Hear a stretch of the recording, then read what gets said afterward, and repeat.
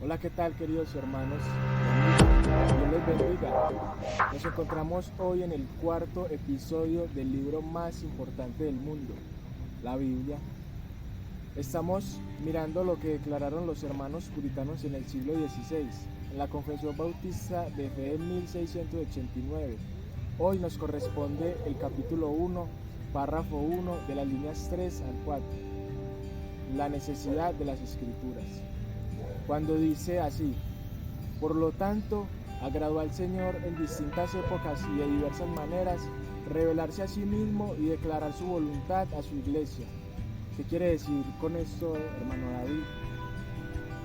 El Señor les bendiga, gracias por estar en este nuevo episodio. Recordemos que la Confesión de Fe de Londres de 1689 fue redactada hace 300 años, en pleno fulgor de combate contra los romanistas.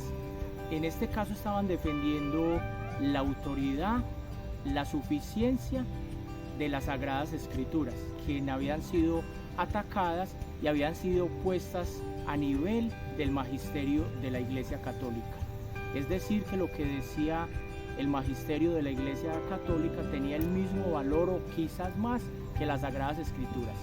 Entonces esto era lo que se estaba combatiendo en esta controversia en este instante. Iniciemos de la segunda manera.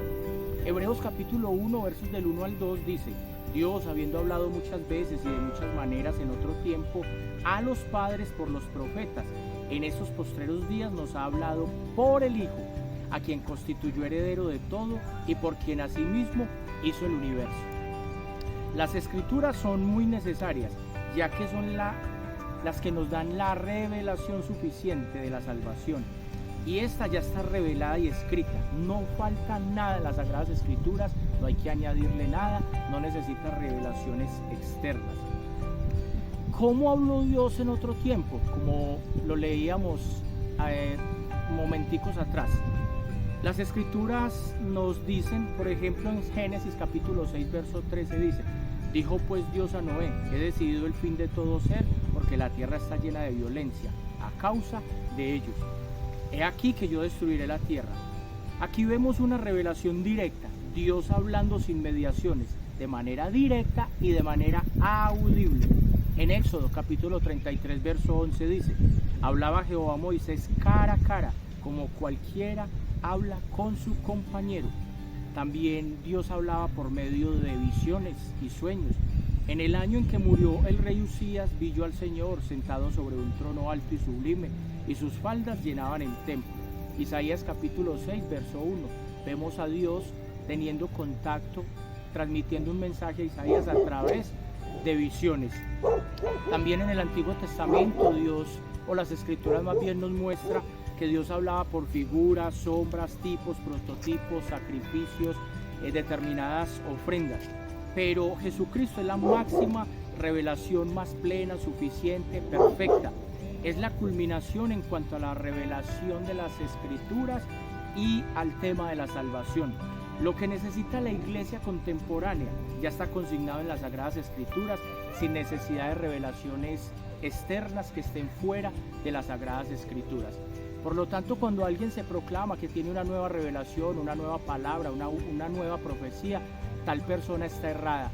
Está queriendo decir que a Dios le faltó algo y que se lo está revelando a esa persona. No, el canon de la Biblia está cerrado y es totalmente perfecto. Por eso a Dios le plació que quede totalmente escrito. Y posteriormente, para preservar y propagar la verdad y para un establecimiento y consuelo más seguros de la iglesia contra la corrupción de la carne y la malicia de Satanás y del mundo, le agradó poner por escrito esa revelación en su totalidad, la cual hace las Santas Escrituras tan necesarias. Perfecto. Lo que el hombre necesita ya está consignado en esa revelación por parte de Dios, en las Sagradas Escrituras. Y escuche bien, y para la preservación y consuelo de la iglesia, no se podría dejar en una transmisión oral simplemente. ¿Por qué? Por la naturaleza caída del hombre, por el pecado del hombre, la pondría en riesgo. Esa verdad la veríamos de una manera muy dudosa al ser contenida o transmitida de una manera oral. cada uno la transmitiría como bien le pareciera, como bien lo siente, si la quería cambiar, adulterar o mutilar. Entonces por eso Dios se comprometió con su iglesia, para el consuelo de la iglesia, dice ahí, que estuviera consignada escritamente. Por eso en la sabiduría de Dios hay una preservación al estar ya escrita. Y en segundo lugar, en el libro de Apocalipsis nos habla que hay maldiciones y consecuencias muy severas, muy fuertes, para los que mutilan la Biblia, la adulteran, le añaden o le quitan. Ahora en el texto que leíamos en la línea 4, dice para la preservación de la corrupción ¿de qué? 1, de la carne, 2, de la malicia de Satanás y 3, del mundo. De la carne, en cuanto que los mismos ministros se podrían dejar deslumbrar o llevar por sus emociones, sus pensamientos, sus visiones y sus sueños, y terminarían cambiando la palabra de Dios. 2, de la malicia de Satanás.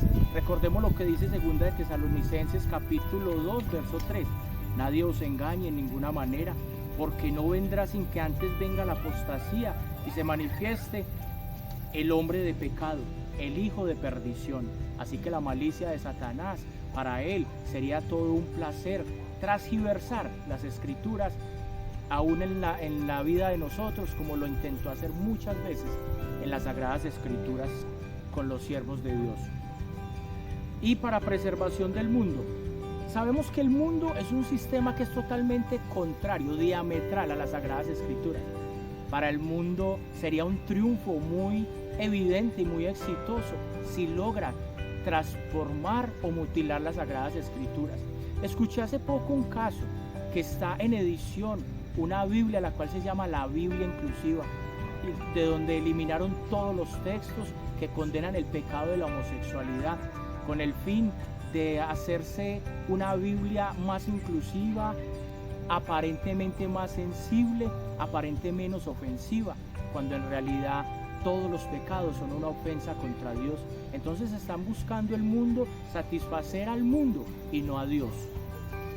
Para finalizar, en 2 de Pedro, capítulo 1, versos del 12 al 15 dicen: por esto yo no dejaré de recordaros siempre estas cosas, aunque vosotros las sepáis y estéis confirmados en la verdad presente.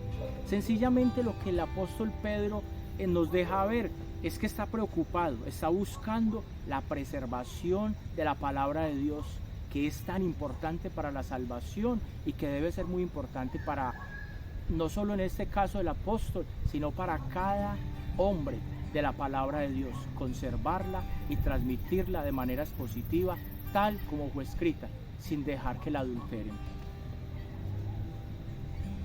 Hermano, vecino, termino rogándote que creas y defiendas la verdad y las revelaciones bíblicas ya contenidas, sin añadir ni quitar nada de él.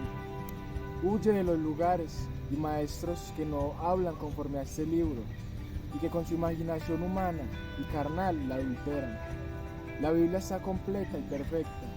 Su máxima revelación es Cristo Jesús, al cual debemos venir a Él, creer en Él. Es Dios y único Salvador revelado en la Biblia.